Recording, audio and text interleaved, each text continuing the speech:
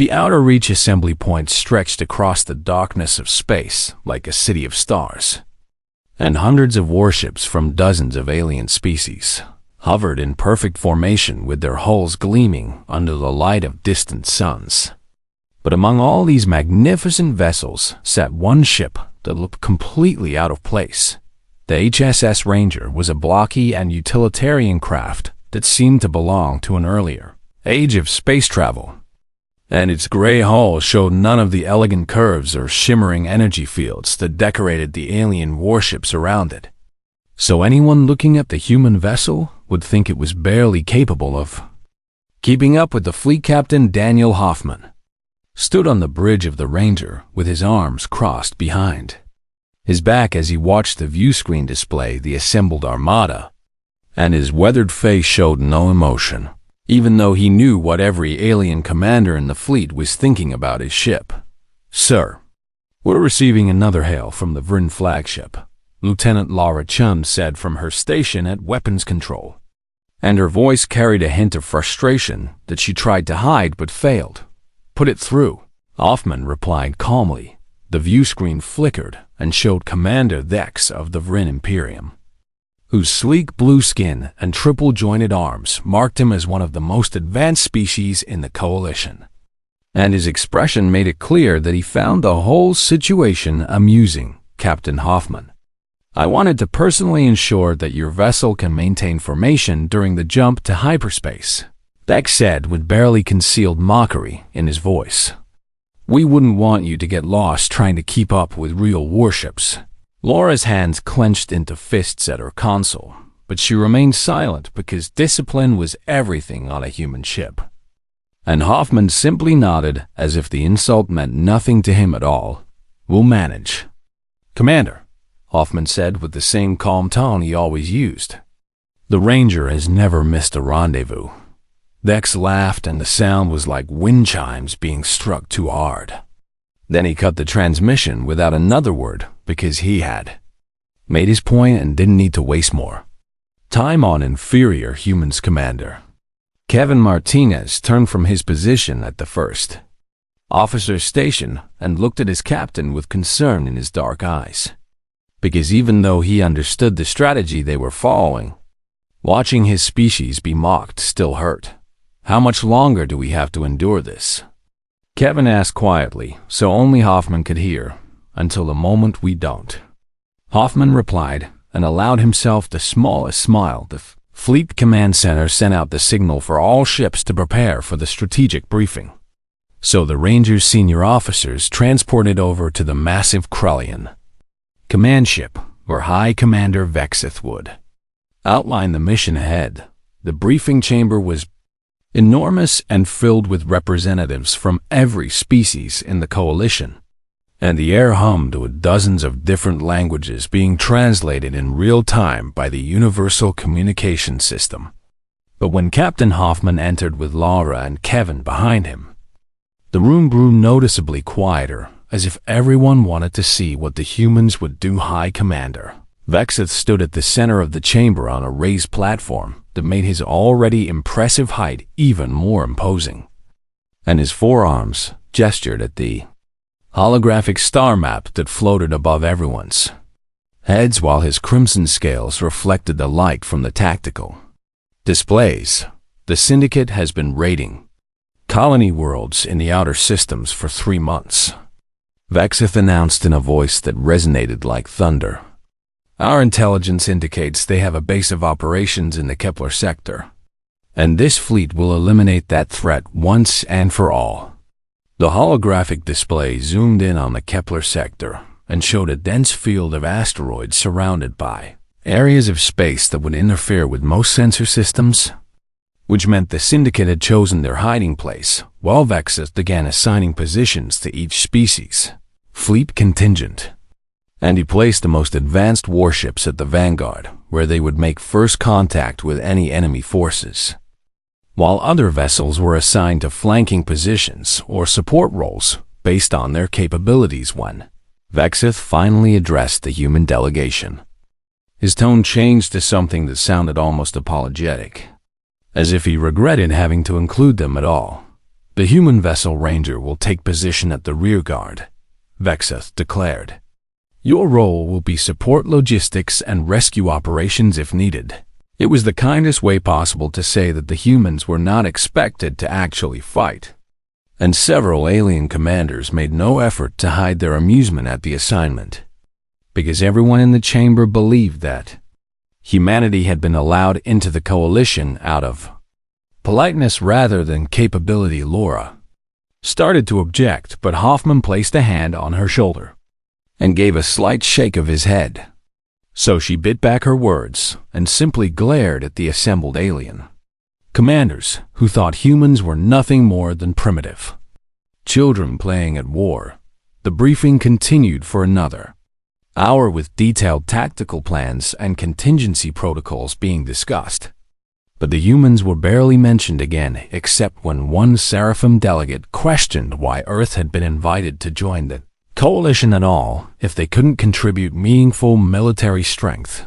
Hoffman endured it all with the patience of someone who had faced far worse than mere words. And when the briefing finally ended, he led his officers back to the Ranger without acknowledging any of the mocking glances that followed them once they were back on their own ship and doors to the bridge sealed behind them. Lavra finally let her anger show in full force. They treat us like we're worthless, she said while pacing back and forth. Every species in that chamber thinks we're a joke. Let them think that, Hoffman replied as he settled into his captain's chair. Their assumptions are our advantage. Kevin moved to stand beside the captain's chair and lowered his voice, even though they were alone on the bridge except for the essential crew members who had remained behind. How much longer before we can show them what we really are? Kevin asked. Hoffman pulled up a secure display that only he could see and reviewed the classified orders from Earth. Command one more time. Then he looked at his first officer with eyes that had seen too many battles to count. Soon, he said simply. Very soon, down in the engineering section. Chief Brandon Cole was running diagnostics on systems that didn't appear in any official coalition database. And his hands moved across control panels that activated equipment the aliens didn't know existed. Because the Ranger was not what it appeared to be. Ship's reactor hummed with power that was being deliberately suppressed. And weapons arrays lay dormant behind false hull plating that made them invisible to standard scans. While the engines that seemed so slow and outdated were actually capable of acceleration that would shame most alien warships. Brandon had been with Hoffman since the beginning of this mission, and he understood the importance of maintaining the illusion of inferiority. But like Lara, he sometimes wondered if the price of deception was too high when it meant enduring constant mockery. The communications officer called down to engineering with a message from Fleet Command, and Brandon acknowledged it before returning his attention to the reactor monitoring systems, because everything had to be ready when the moment came up on the bridge. Hoffman opened a channel to address his entire crew over the ship's internal communication system, and his voice carried the weight of command that had earned him the loyalty of every person serving under him. All hands. This is the captain, he began. In a few hours, we will jump to hyperspace with the coalition fleet. And when we arrive at the Kepler sector, we will face an enemy that has been raiding innocent colonies for months. He paused to let his words sink in before continuing with the part that mattered most. The other species think we are weak. Hoffman said, they think our ship is slow and our weapons are inferior. And they have assigned us to the rear of the formation because they believe we cannot fight. Another pause. And this time, Hoffman allowed steel to enter his voice. When the time comes, we will show them what humans can do, he declared. We will show them that Earth does not send weaklings into space. And we will remind the galaxy that humanity has survived everything our own world could throw at us. So we will certainly survive anything the Syndicate can do. The crew responded with a roar of approval that echoed through every deck of the ship.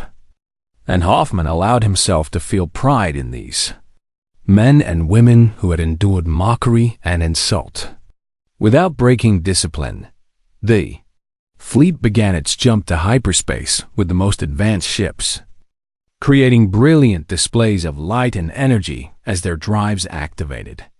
And one by one, the alien vessels disappeared into the swirling colors of faster-than-light travel until only the Ranger remained. The human ship's engines flared sluggishly, as if struggling to build up enough power for the jump. And anyone watching would shake their head at the primitive technology that humanity still relied on. But inside the ship, Kevin looked at his captain with a knowing expression. Maintaining the illusion until the end, Kevin said, "Always," Hoffman agreed. "Let them laugh while they can." The Ranger jumped to hyperspace, last and slowest, trailing behind a magnificent alien fleet like a child trying to keep up with adults. But Captain Daniel Hoffman sat in his command chair and watched the stars blur past with eyes that saw the future coming.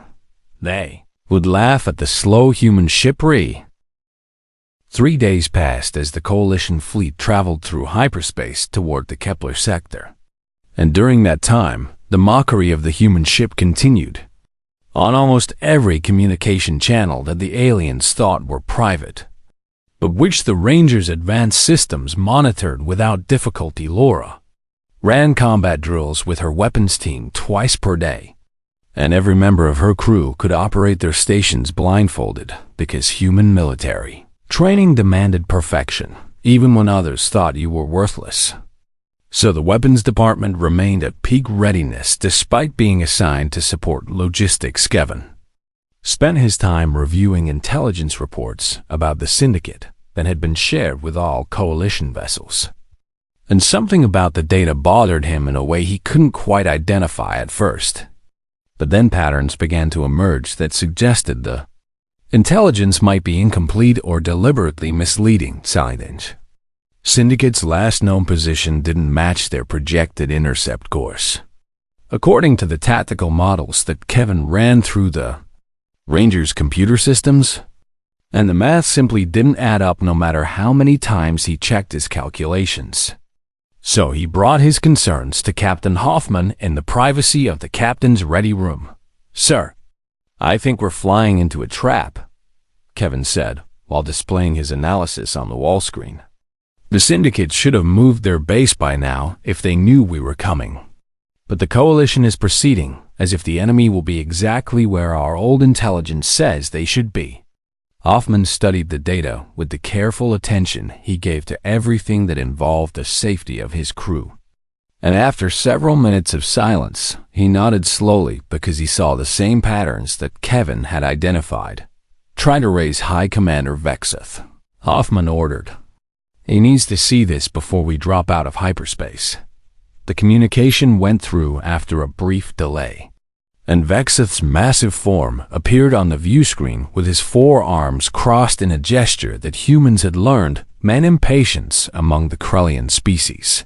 "Captain Hoffman, I trust there is a good reason for this interruption," Vexeth said in a tone that suggested he doubted any human could have a good reason for anything. "Commander, we've identified discrepancies in the tactical projections," Hoffman explained while Kevin transmitted the analysis data to the Krellian flagship. "The Syndicate's position doesn't match their expected movement patterns, and we believe the fleet may be approaching an ambush rather than a simple intercept." Vexeth glanced at the data for perhaps 3 seconds before dismissing it with a wave of one hand, and his expression made it clear that he had no interest in human concerns about strategy. "Captain, strategic planning is well beyond your vessel's assignment parameters," Vexeth said with barely concealed condescension. "Please maintain your position at the rearguard and leave tactical decisions to those with appropriate experience." The transmission ended before Hoffman could respond, and Laura slammed her fist on her console, hard enough to make the other bridge crew members jump in surprise. "He didn't even look at the analysis," she said with fury in her voice. "We show them proof that something is wrong, and they dismiss it because we're human. They'll learn." Hoffman said quietly. Sooner than they expect, the fleet dropped out of hyperspace at the edge of the Kepler sector exactly on schedule, and the view screen showed a massive field of asteroids that stretched for millions of kilometers in every direction, while strange energy readings made all the sensor displays flicker with interference. The alien warships moved into their assigned formation with practiced precision, and their sleek hulls reflected the light from the local star as they advanced toward the coordinates where intelligence predicted the Syndicate base would be located. But Kevin watched his tactical display with growing unease because everything felt wrong. Ranger maintained its position at the rear of the formation and continued to appear sluggish, as its engines barely kept pace with the faster alien vessels. But on the bridge, Hoffman sat forward, in his chair with both hands gripping the armrests, because he knew what was coming even before the first shot was fired. Space erupted with weapons fire so suddenly that several alien ships didn't have time to raise their shields, and hundreds of Syndicate fighter craft poured out from hiding positions within the asteroid field, like angry insects from a disturbed nest, while massive capital ships decloaked on all sides of the coalition formation with their weapons already charging. Vanguard of the coalition fleet took devastating damage in the first few seconds of the ambush, and the beautiful Vryn flagship that Commander Thex commanded lost all its shields before anyone could even sound an alarm, while Seraphim cruisers scattered in every direction as their formation dissolved into chaos. High Commander Vexith's voice filled every communication channel with orders to retreat and regroup. But then his tactical officer reported that Syndicate gravity well generators were preventing any hyperspace junks, which meant the entire coalition fleet was trapped in the asteroid field with enemies on every side. Ships began dying, and the aliens who had mocked humanity's primitive technology now discovered that their advanced shields and elegant weapon systems meant nothing when they were caught completely unprepared for the level of coordination the Syndicate was demonstrating. The Ranger sat at the rear of the formation and seemed to be the least threatened by the ambush geometry, but also appeared completely incapable of doing anything to change the outcome of the battle that was rapidly becoming a slaughter. Captain Hoffman watched the tactical display as coalition ships died one after another, and his jaw clenched with barely controlled anger because he had warned them this would happen. But they had dismissed his concerns as if human intelligence was worthless. "Sir, we have to do something," Laura said from her weapons station. "We can't just sit here and watch them die." "We won't," Hoffman replied. Then he opened a direct channel to the Krellian flagship, where Vexith was desperately trying to coordinate a defense that was falling apart faster than he could issue orders. "High Commander, this is Captain Hoffman," he said with absolute calm despite the chaos filling the view screen. "The Ranger has a solution to your tactical situation, but it requires you to transfer battlefield command authority to my vessel." There was a long pause during which 3 more coalition ships exploded under concentrated Syndicate fire. And then Vexith's voice came through the channel, sounding strained in a way that no one had ever heard from the proud Krellian commander. "What kind of solution?" Vexith demanded. "The kind that wins battles," Hoffman replied. "But I need full tactical command authorization right now, or there won't be a fleet left to save." Another coalition ship died on the tactical display, and Kevin could see Vexith's flagship taking heavy damage as Syndicate fighters swarmed around it like predators circling wounded prey. So the High Commander really had no choice left at all. "Authorization granted," Vexith said. "Command codes are being transmitted now." The codes arrived and integrated with the Ranger's systems instantly, which gave Captain Hoffman tactical command over every remaining ship in the coalition fleet. And he turned to his crew with an expression that they had all been waiting to see.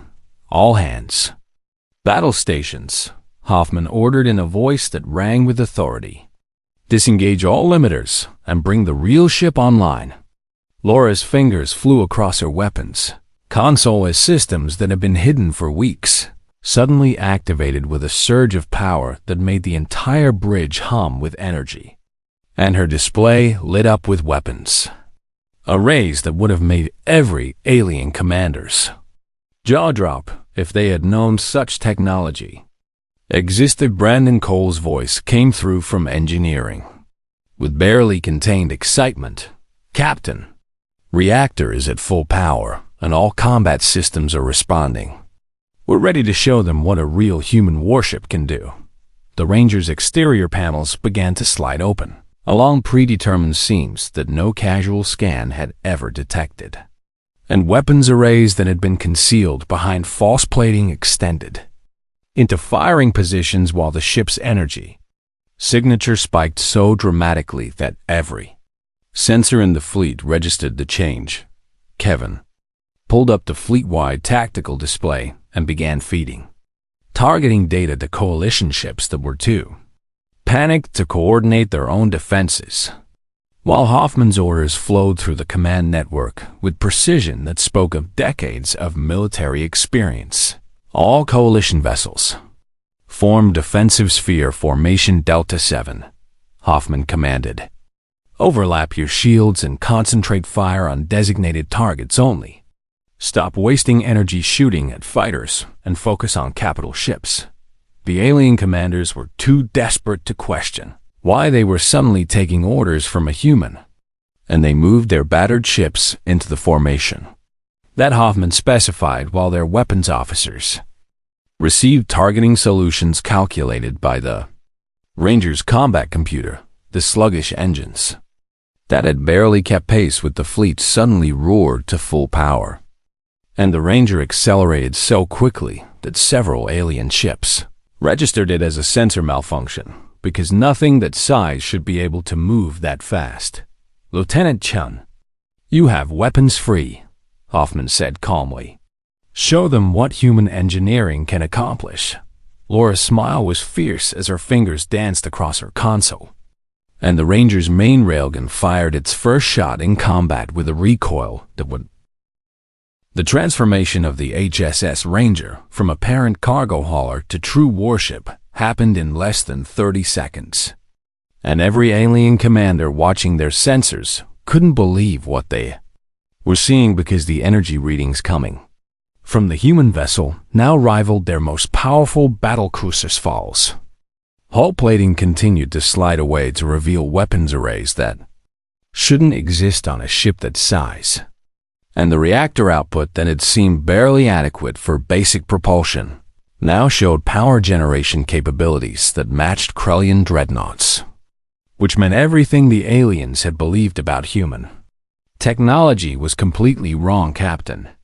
Hoffman sat in his command chair with both hands on the armrests as tactical data from across the entire battlefield flowed through his neural interface, and his eyes tracked dozens of ship positions simultaneously, while his mind calculated firing solutions and defensive patterns faster than most computer systems could manage. Commander Martinez, transmit formation pattern Sigma 3 to all coalition vessels, Hoffman ordered.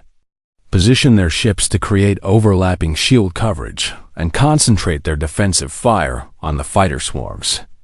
Kevin's fingers moved across his console with practiced efficiency as he coordinated the movements of ships from a dozen different species who had never trained together, but who now followed human tactical command without question, because desperation made believers out of skeptics. The coalition ships that had been scattered and dying began to move into a tight defensive sphere that made it much harder for Syndicate fighters to find weak points in their shields. And the concentrated defensive fire that Hoffman coordinated started turning the tide against the swarms of small craft that had been overwhelming individual vessels.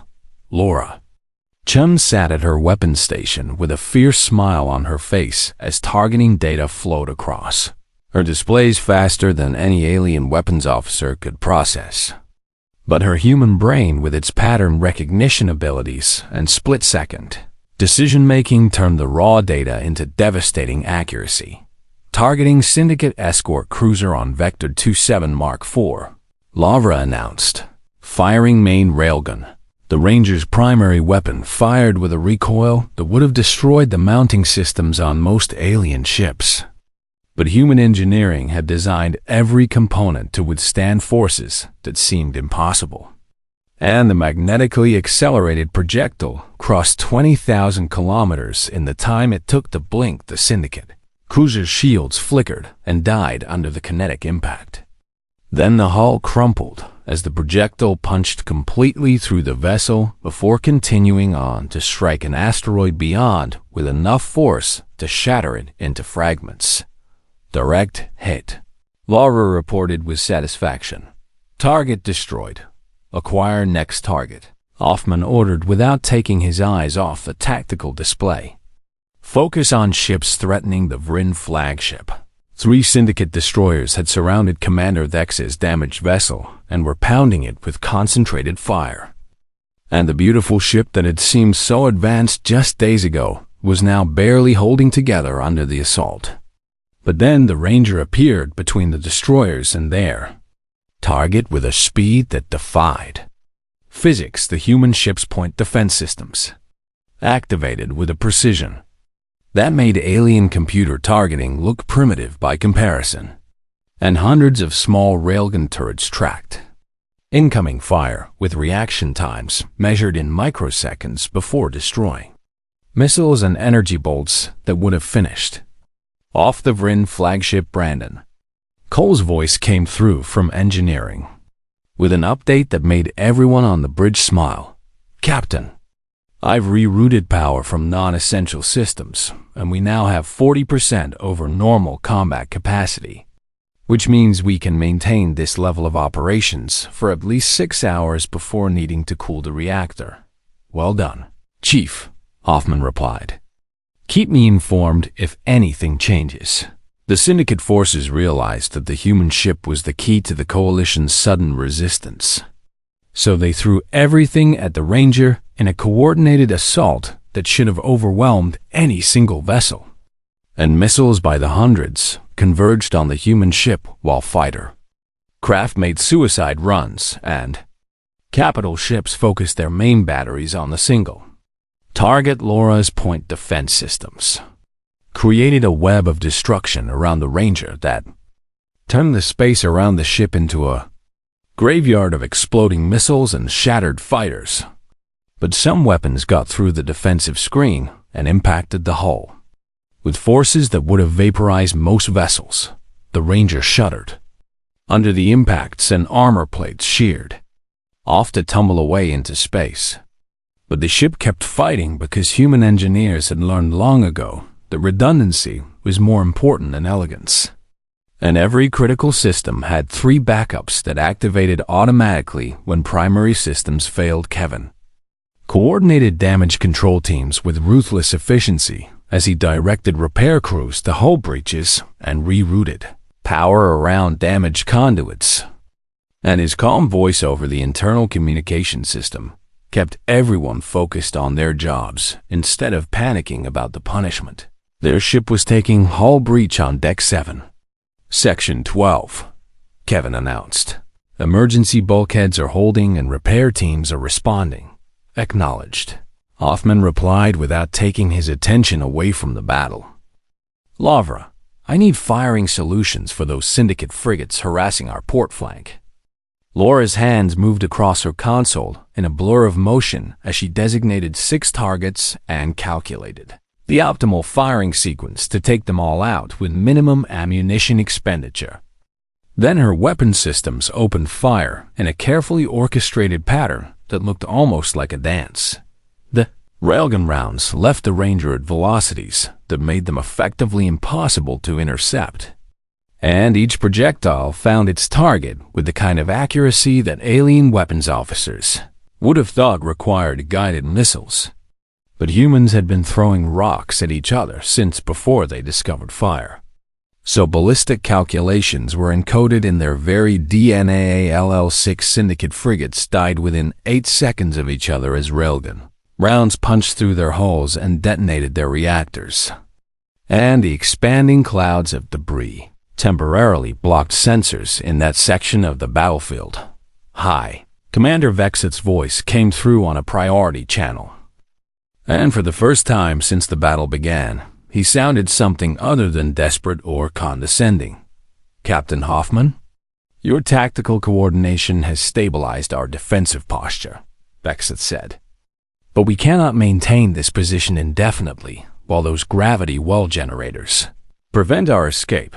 Hoffman had already identified the gravity well generators on his tactical display, and he had been calculating approach vectors while simultaneously commanding the fleet defense, which was the kind of multitasking that human brains had evolved to handle during millions of years of hunting on a deadly planet. "I see them, Commander," Hoffman replied. "The Ranger will eliminate the nearest generator. But I need the rest of the fleet to maintain formation and continue coordinated defensive fire. That generator is protected by overlapping point defense from 6 Syndicate cruisers," Vexith protested. "No single ship could reach it through that concentration of fire." "No alien ship could," Hoffman agreed. "But you're not fighting with alien ships anymore." He closed the channel before Vexith could argue further. Then he turned to Kevin with an expression that his first officer had learned to recognize over years of service together. "This is going to be rough," Hoffman said simply. "Aren't they all?" Kevin replied with a slight smile. "How?" "Plot a direct course to Gravity Well Generator 1, Hoffman ordered. "Maximum combat speed and activate all defensive systems." The Ranger turned with an agility that ships 10 times smaller would have envied, and its engines flared with such intensity that the light was visible across the entire battlefield.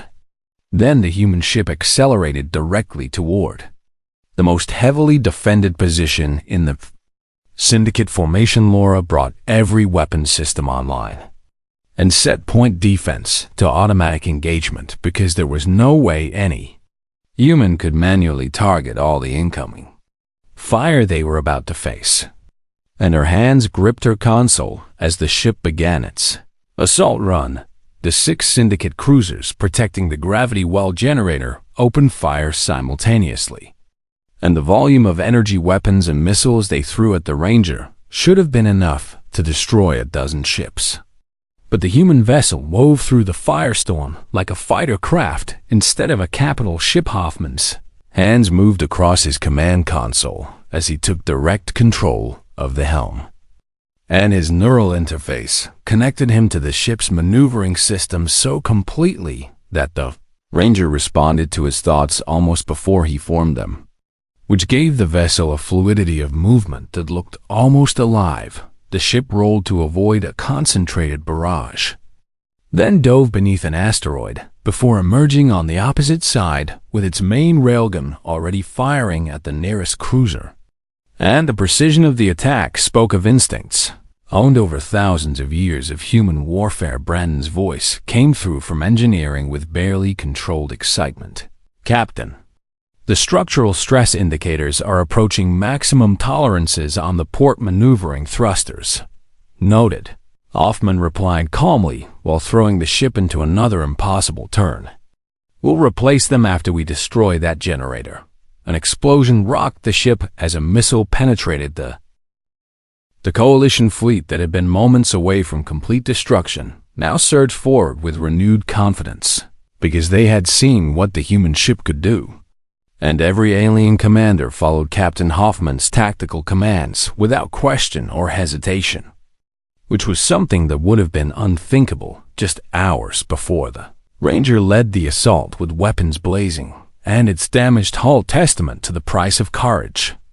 And Lara Chun's targeting systems picked off Syndicate vessels with a precision that made alien weapons officers question everything they thought they knew about ballistic warfare. Commander Kevin Martinez coordinated the Coalition ships into attack formations that maximized their combined firepower while minimizing their exposure to enemy fire.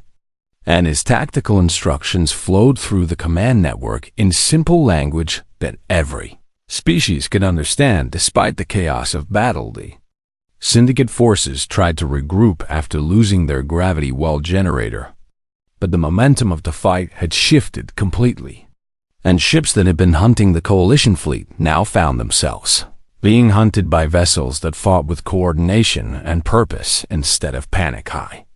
Commander Vexith's damaged flagship moved into formation alongside the Ranger, and the proud Krullian commander opened a direct channel to Captain Hoffman with words that showed how much had changed in just a few minutes.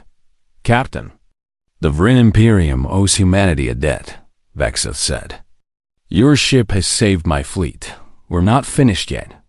"Commander," Hoffman replied while watching his tactical display, "the Syndicate still has a carrier vessel launching fightercraft, and until we eliminate it, they can sustain this assault indefinitely." Vexith pulled up his own tactical data and located the carrier deep within the asteroid field, where it was protected by the densest concentration of rocks and debris in the entire sector, and multiple escort ships surrounded it in overlapping defensive positions that made any direct approach essentially suicide. "That position is unassailable," Vexith said with certainty. "No ship could navigate through those asteroids at combat speed, and any weapon fired at that range would be intercepted by the escort's point defense systems.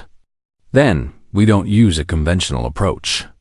Hoffman said calmly he brought Laura into the tactical discussion by sharing his command display with her weapon station, and together they studied the asteroid field that protected the Syndicate carrier while calculating vectors and gravitational effects with the kind of mathematical precision that humans had developed through centuries of space exploration. Laura's eyes widened as she understood what her captain was suggesting, and her first reaction was to check her calculations 3 times, because what Hoffman wanted to do violated every conventional understanding of ballistic warfare. "Sir, the shot you're proposing would require the railgun round to ricochet off 8 separate asteroids," Laura said carefully. "The margin for error is effectively 0, and if any single bounces off by even a fraction of a degree, the projectile will miss the target completely." "Can you make the shot?" Hoffman asked simply. Laura looked at her targeting computer and ran the calculations one more time while factoring in the gravitational effects of each asteroid and the rotational velocities of the rocks themselves. Then she considered the slight degradation in the Ranger's railgun barrel from the sustained firing they had already done. And finally, she thought about the fact that hundreds of lives depended on whether this impossible shot succeeded. "Yes, sir," she said with absolute confidence. "I can make the shot." Hoffman nodded once because he had never doubted his weapons officer's abilities. Then, he opened a fleet-wide channel so every Coalition ship could hear what was about to happen. "All vessels, cease fire and hold position," Hoffman ordered.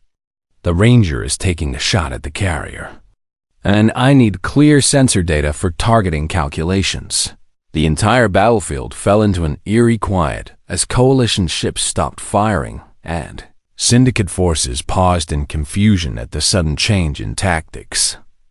And for a moment, the only sounds in space were the background radiation of exploded ships and the hum of active reactors. Laura's hands moved across her weapons console with the careful precision of a surgeon as she loaded the targeting solution into the railgun's firing computer. And every number had to be perfect because there would be no second chance at a shot this difficult. The main railgun rotated on its mounting to an angle that seemed wrong to anyone watching, and it pointed at an asteroid that was nowhere near the Syndicate carrier, which made several alien commanders question whether the humans had finally lost their minds. Brandon Cole's voice came through from engineering. "Captain, I've diverted all available power to the railgun capacitors. You'll have one shot at maximum velocity before we need to cycle the charging system." "Understood," Hoffman replied, "Lavra, whenever you're ready." Lieutenant Lara Chun took a deep breath and let it out slowly while her finger hovered over the firing control. And she reviewed the calculations one final time before committing to the shot that would either destroy the enemy carrier or waste their only opportunity to end this battle firing.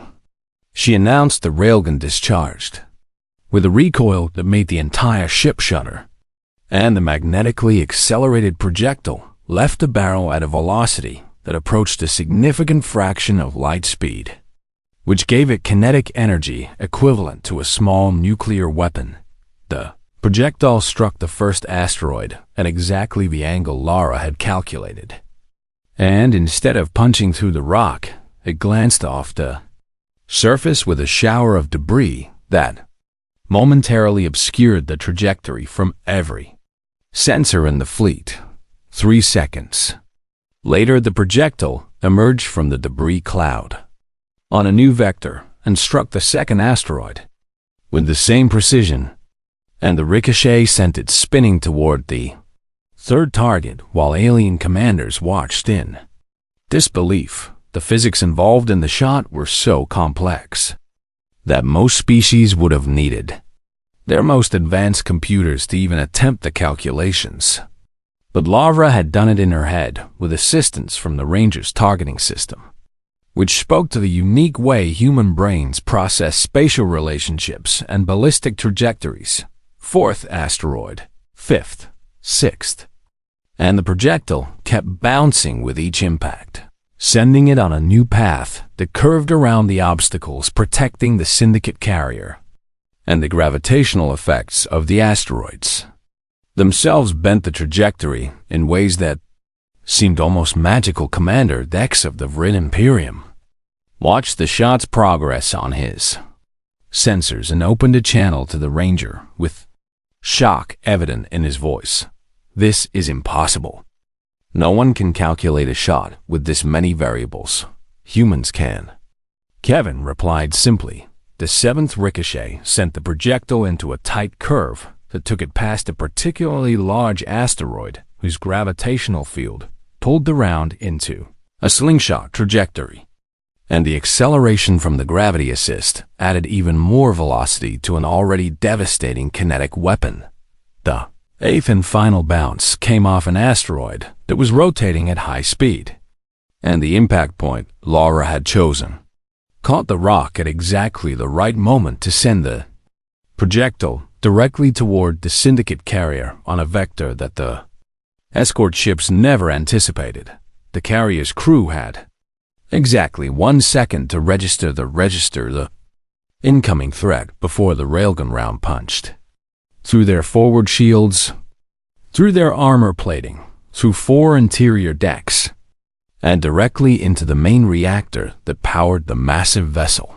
The carrier exploded with such catastrophic force that it created a temporary star visible from dozens of light years away, and the shock wave from the detonation tore through the surrounding escort ships like they were made of paper, while the expanding fireball consumed hundreds of fighter craft that had been preparing to launch, then silenced the Syndicate fleet that had been coordinating its assault from the carrier. Suddenly lost all command and control, and individual ships began to panic as they realized their leadership was gone and their most powerful vessel had been destroyed by a single impossible shot coalition.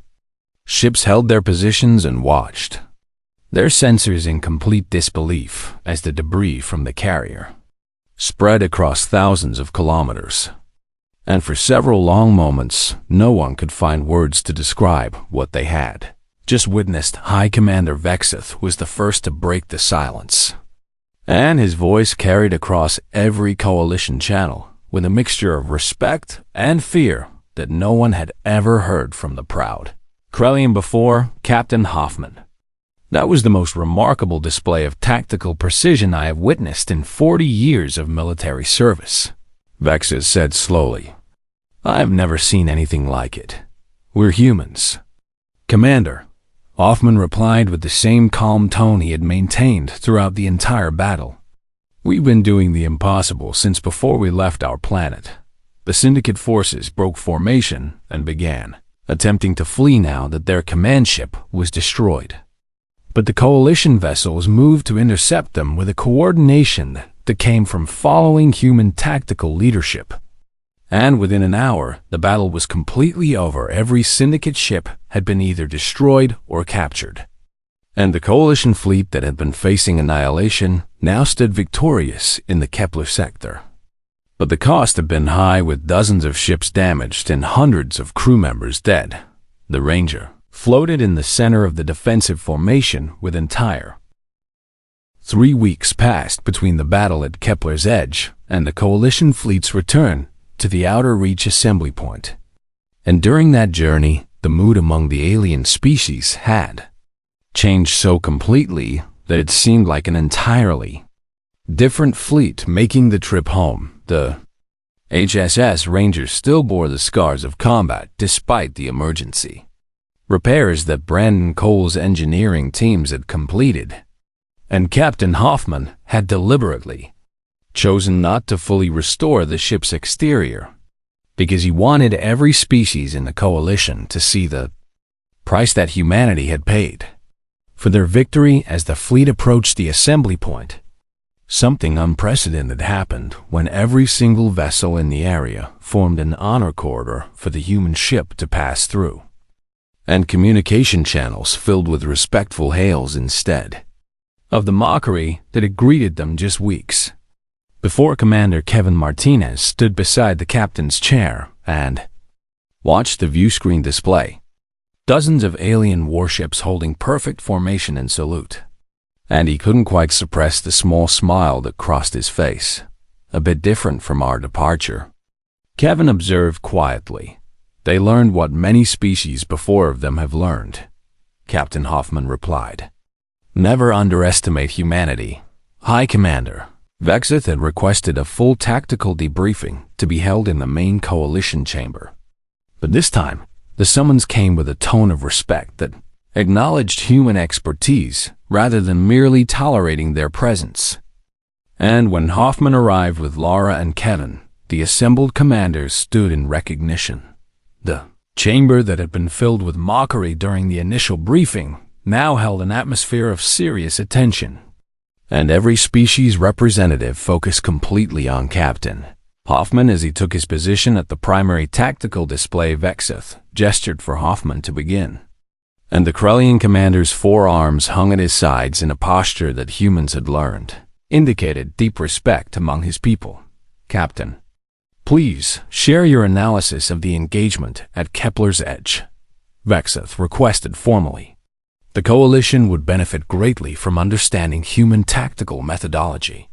Hoffman activated the holographic display and began walking the assembled commanders through the battle from a human strategic perspective. And he explained how the Syndicate's ambush had been predictable based on their previous raid patterns, which was information that Coalition intelligence had possessed but failed to properly analyze. He discussed the importance of maintaining formation discipline under fire and how panic was often more dangerous than enemy weapons. Then he detailed the decision to eliminate the gravity well generator as the key to regaining tactical initiative. Several alien commanders had questions about how the Ranger had hidden its true capabilities, and Hoffman provided careful answers that explained human philosophy without revealing everything about Earth's military technology. Human ships are designed with redundancy and durability as primary factors, Hoffman explained.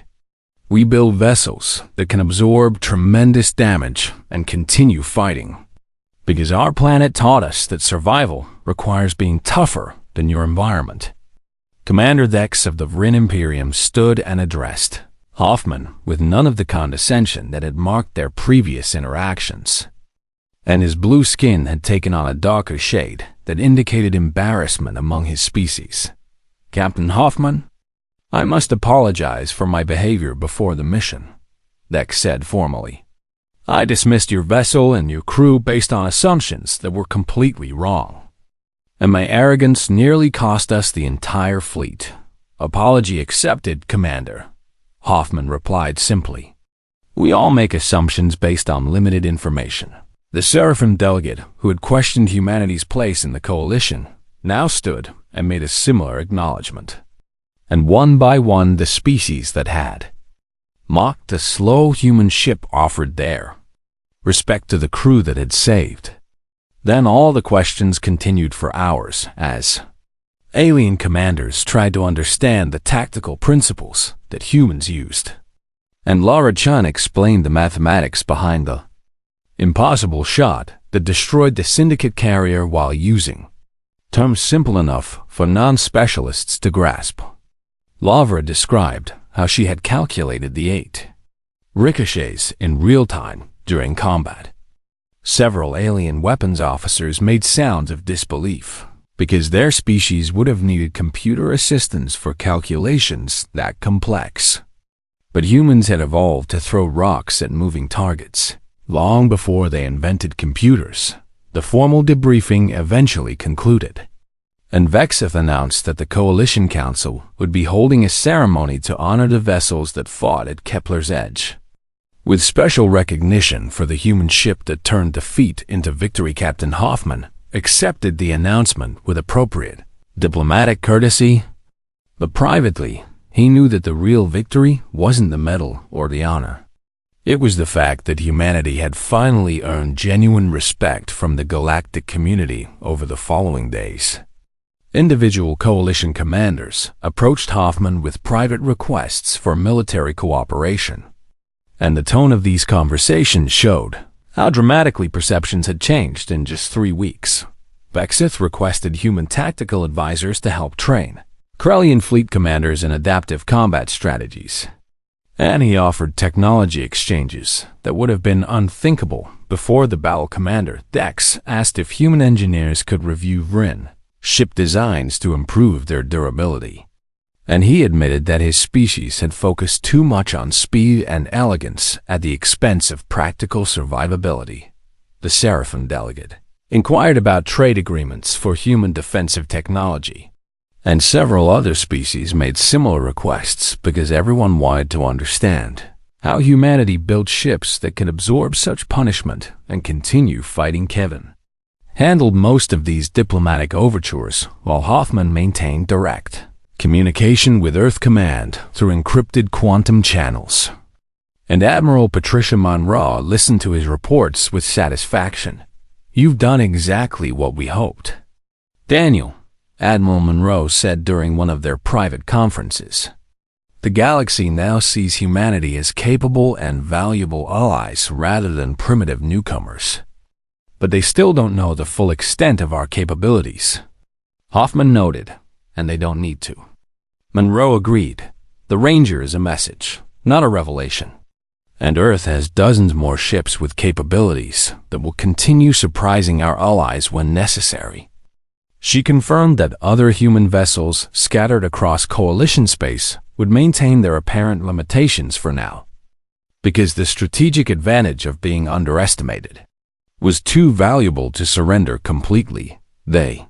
Formal ceremony honoring the Kepler's Edge veterans took place in the largest assembly hall that the coalition possessed, and representatives from every member species attended to witness the recognition of courage and sacrifice. The Ranger's crew stood at attention in their dress uniforms, while Vexith presented the coalition star to Captain Hoffman on behalf of the entire ship. And the medal was the first ever awarded to a human vessel, which made the moment historic for Earth. Hoffman accepted the honor and delivered a brief speech that focused on cooperation between species and the importance of standing together against common threats. And he praised the bravery of all coalition forces who had fought in the battle, but he ended with words that would be quoted across the galaxy for years to come and would define how other species understood humanity's place among the stars. Humanity learned long ago that survival requires strength, but civilization requires knowing when not to use it, Hoffman said clearly. We are honored to stand with you, not above you. and we ask that you judge us not by our weapons, but by how we choose to use them." The assembled delegates responded with the traditional coalition gesture of respect, and every species performed it simultaneously in a display of unity that had rarely been seen in the chamber's history. As the ceremony concluded and the Ranger prepared to depart for Earth, the ship received an honor escort of Coalition vessels that formed a protective corridor all the way to the edge of Coalition space, and communication channels filled with messages of gratitude and respect. Laura Chun stood at her weapons station and watched the tactical display show friendly contacts surrounding their ship instead of threats, and she turned to Kevin with a question that had been on her mind since the battle. "Do you think they finally understand what humanity can do?" she asked. "They understand one ship, one crew, one battle," Kevin replied thoughtfully. "But Earth has 1,000 more stories waiting to be told." Captain Hoffman sat in his command chair and gazed at the view screen as the Ranger left Coalition space behind and headed toward home. And his expression carried the weight of someone who understood both what had been accomplished and what still lay ahead. The galaxy had seen enough to respect humanity now, but not enough to fully understand them. And that balance between revelation and mystery was exactly where Earth Command wanted humanity to remain back on Earth at the Military Command Headquarters. Admiral Monroe reviewed reports from human vessels across known space, and she noted with satisfaction that the Ranger's performance had already changed how Coalition species interacted with other human ships. The balance of power in the galaxy was shifting slowly but steadily, and humanity was claiming its place among the stars, not through conquest or aggression, but through demonstrated capability and strategic patience.